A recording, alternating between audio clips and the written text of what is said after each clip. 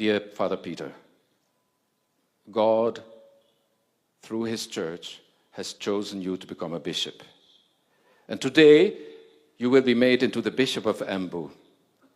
But always keep in mind that you are not the bishop for a particular group of people, so to say, one tribe, or a particular mountain, or a particular class, or a particular conviction.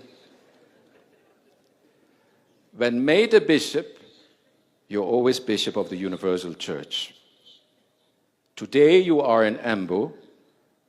Tomorrow you could be sent far away from here. Today it's Mount Kenya. Tomorrow it could be Mount Elgin.